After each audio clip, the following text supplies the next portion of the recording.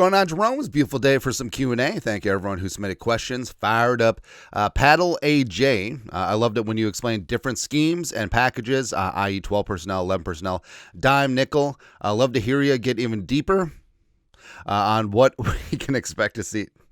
I'm literally like 12 years old. On what we can expect to see the Vikings do and hear it explained. I'm a nerd. I'm a nerd. So offense. So personnel wise, on offense, when you see like 12 personnel, 13 personnel, etc. So there's 5 eligible receivers, right? The first digit is running backs, second digit is tight ends, and then the remainder from 5 is how many wide receivers you have out there. So 12 personnel, 1 running back, 2 tight ends, 2 receivers. 11 personnel, 1 running back, 1 tight end, 3 receivers. Now the Vikings were about 21st in the league last year. They had 11 personnel about 56% of the time. But with the Vikings looking to get heavier up front, I mean, I think you could see a lot more 12 personnel, especially with the extension of Josh Oliver. You want to get your cash, you want to get your money's worth. And we talked about how if you have 12 personnel, like 1 running back, so Jones or Mason, 2 tight ends, Hockenson, Oliver, 2 receivers, Jefferson, Addison, it's a matchup nightmare. Basically, it's playing rock, paper, scissors, but you can see what the other person's going to throw. Because if the other team puts out their base defense, whether 4-3 or 3-4, then, hey, Hockenson and or Oliver is going to be matched up on a linebacker or a safety, and you're going to take that matchup. If they come out in nickel or sub package and a lighter personnel out there, all of a sudden, like, hey, we're going to run the ball on your ass. And that's a game of cat and mouse of change the play at the line of scrimmage, whether you get a look. And now, J.J. McCarthy, first year starting, maybe he doesn't have that green light. Kirk Cousins didn't have that green light to start his tenure with Kevin O'Connell, which is kind of funny to me. But, also Kirk Cousins during his time with Zimmer, which is hilarious. But I think that you're going to see a lot more of that now, especially when Addison has his suspension. So the receiving room with Naylor, Moore, Felton, I think that you're going to see a ton of 12 personnel. Obviously, they trust Josh Oliver. Oliver started in place of Hockenson beginning of last year when Hockenson was still rehabbing that knee. But also, I think especially since the Vikings want to go with the heavies, you might see more two running back sets with C.J. Ham being utilized more at running back, which is going to be great. Defensively, so the Vikings have a 3-4 base, but sub-package is the new base defense. It really is. So the Vikings generally going to have 3 safeties on the field: Harrison, Theo, Josh Metellus. And also, like we said, sub-package is the new base. Generally, the Vikings are going to have 3 cornerbacks on the field as well: Rodgers, Blackman, Murphy. Now, you add in the fact that you got Pace and Cashman as your 2 linebackers. So let's count: Harrison, Theo, Metellus, 3. Rodgers, Blackman, Murphy, 6.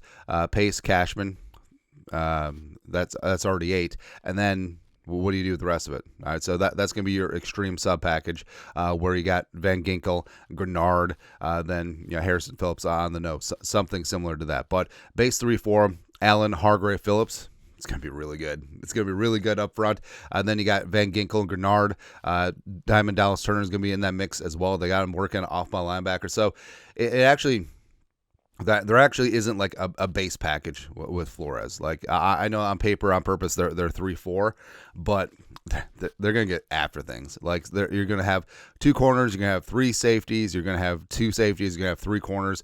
You're gonna have Pace and Cashman out there. You're gonna have all 3 AVG, Grenard, Turner on the field at the same time. You're gonna have odd front, so 3 down linemen, sometimes 1 down lineman. You're gonna have even front, 4 or 2 down linemen, and it really just depends on the opponent, and it depends on the down and distance. It depends on a myriad of things, right? So, but the fact is, the Vikings actually have a good problem, is that they have so many talented players, but you can only play 11, right, on defense. So I think that the Vikings are going to be in good shape. And plus, year 3 with Flores, you see this around the league. Whenever anyone has a modicum of success, those coordinators, those position coaches are moving on. So frankly, the Vikings have been very blessed having Flores here for the last 2 seasons heading into year 3. Also, the fact that Durante Jones in the defensive back room has stuck around. He works great with Flores. They have a great rapport. And I think that, honestly, this defense is just going to be awesome. This defense is going to whoop somebody's ass. It's going to be fantastic. Next. Follow Your Life 420, OG Jerome. When was the last time you were this excited about an upcoming Viking season? Young, talented quarterback, stacked no-line, nasty defense, and great coaching staff. This is a dream come true. 09. Yeah.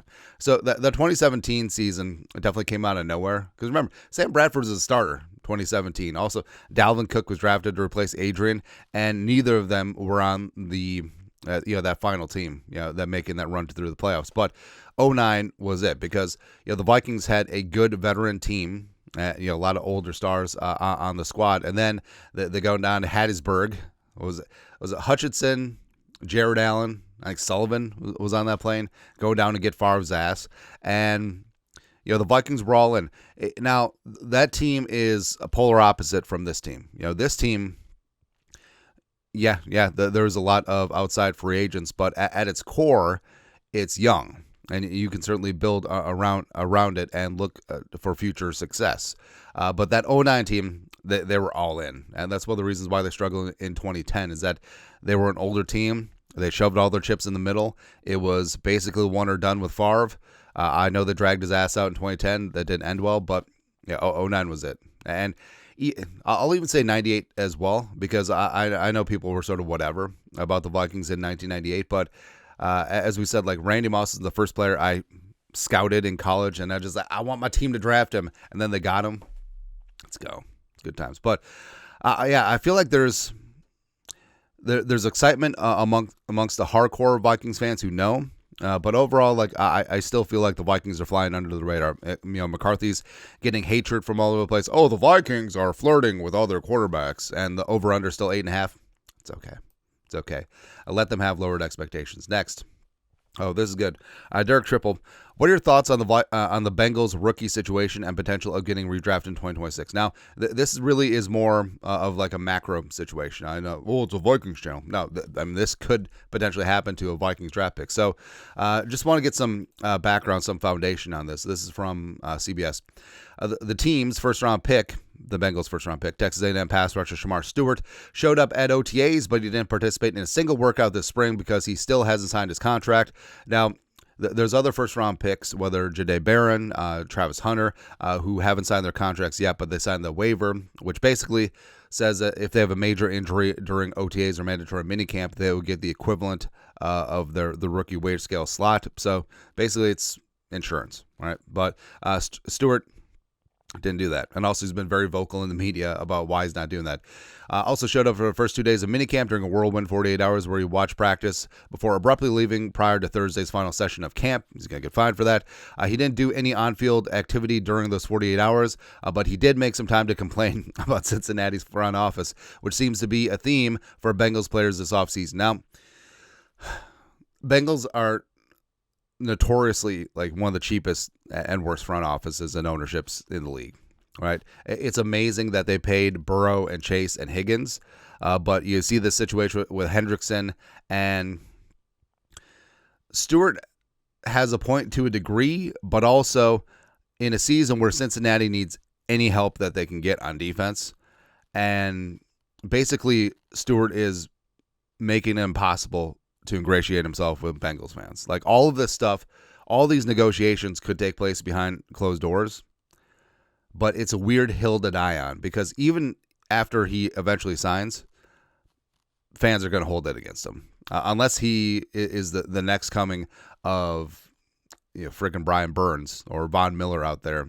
I don't see it. And Stewart had some red flags coming into the draft, which I had zero interest in. Yeah. We know this is not about the money. Both sides know that Stewart would be signing a 4-year, $18.94 million rookie contract that's fully guaranteed.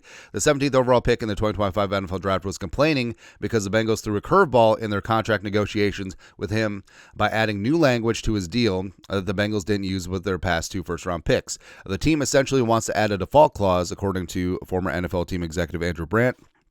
This would allow the Bengals to void future guarantees if he were to get in trouble. This could be a suspension for on-field conduct, off-field conduct, or arrest, or anything that the Bengals can think of. Normally, a first-round pick gets a fully guaranteed 4-year contract, but this would give the Bengals some wiggle room to potentially get out of it if you get in trouble at any point during this 4-year deal. Now, we need to lay out that the default clause does exist with some other first-round picks. The Bengals haven't used it, but some other first-round picks do have had that in their contracts. Also, long-term extensions. Generally, if a player gets suspended, that can void contract guarantees, like including like Deshaun Watson. Trust me, the Browns have tried to avoid Deshaun's contract, but haven't gotten around to it, right?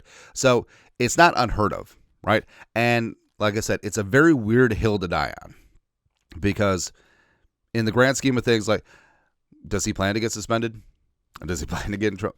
I don't know. But also, the fact that he could potentially just opt out of his contract, re-enter the 2026 draft. I mean, it's interesting, but also you had a player that had a lot of red flags in 2025. All of a sudden, he does this. Like, what's going to happen to his draft status in 2026, right? So it is a question of, hey, you're going to miss out on millions. You're probably going to get drafted way lower. You probably won't have guaranteed millions, as well as you'll be an extra year away from free agency. So, and also you'll be a year older. So a lot of it is, it seems like hokum, right? But I don't know. It's such a weird situation where I think Stewart has obviously gotten really bad advice from his inner circle, from his agent. If you're his agent, I have no earthly idea how you allow this to happen, right? Yeah, you can have these negotiations. You can talk tough with Cincinnati, but having it get out in public like this, also, allowing him to just spout off in the media. I mean, no one's on his side, right? Well, people are only on his side because the Bengals are notorious for this, but I actually don't think that the Bengals are at fault to a degree because other teams have used that clause, and a lot of long-term extensions have some version of that clause. So I don't know. It seems like Stewart's being obtuse. Like, I'm all for players fighting for whatever rights that they have, but the rookie wage scale is what it is, and I don't know. Like, again, knocking on all the wood, thank our lucky stars. I'm glad that the Vikings haven't had issues like this with some of their incoming rookies. It's kind of crazy, actually.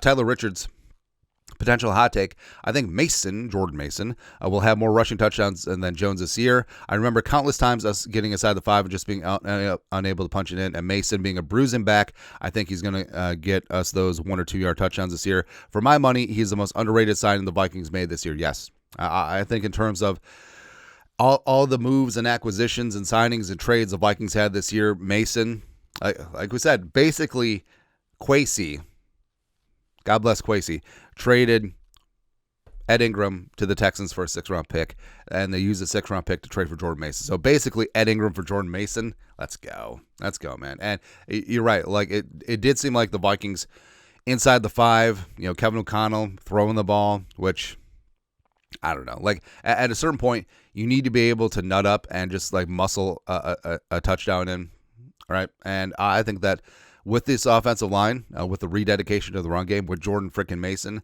I think that the Vikings will have that. And yeah, I don't think it's a hot take at all that Mason will have more rushing touchdowns than Jones. I think Jones.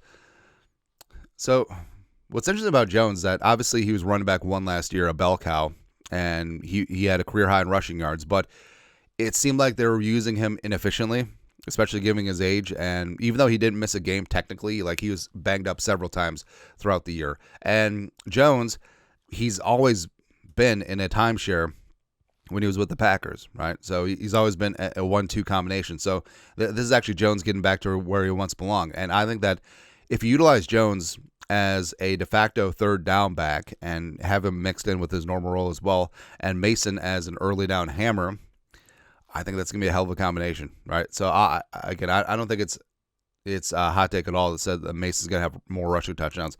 Mason might have 10, 11, 12 rushing touchdowns this year, which is going to be fantastic. Lastly, speaking of the offensive line, Bill Breaker to Bill Brasky.